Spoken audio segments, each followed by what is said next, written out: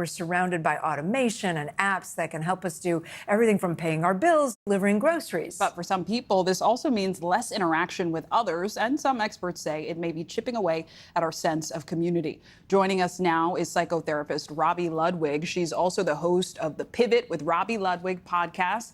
Robi, so good to have you. Good to be here. You're a regular on the show, and I know this topic kind of came up after you read an article on this very thing. Yes. Can you maybe just start with the basics? Why exactly is it that convenience culture appears to be killing in-person community? Well, we have so many ways to get what we want. There's an app for everything. We expect things to happen quickly and effortlessly, and it's interfering with our face-to-face interactions with others.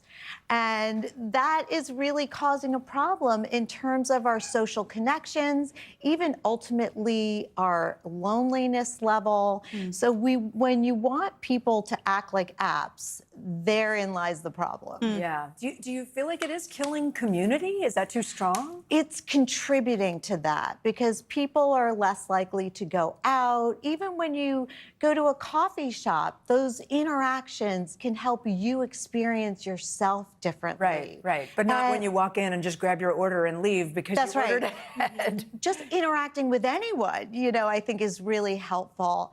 And then also making time for our friends. There's kind of this idea if it isn't easy, maybe it's not worth showing up.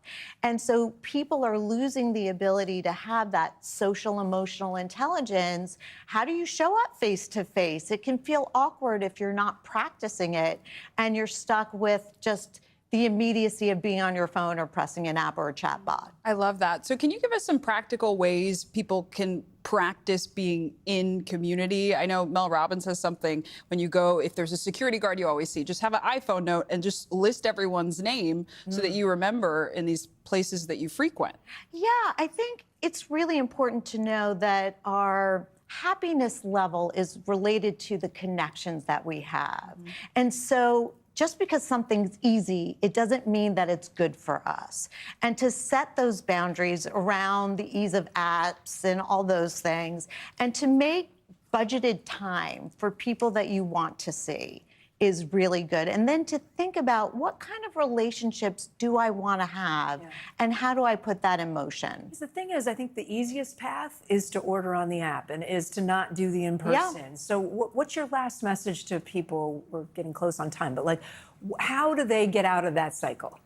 Make a deliberate promise to yourself that if you want valuable relationships and to feel better about yourself, it requires effort, conflict resolution, just showing up and being yourself in the presence of others. So Robi good. Ludwig, thank you. Thanks so much. And thank you. We got a lot more news ahead. There is much more NBC News Daily.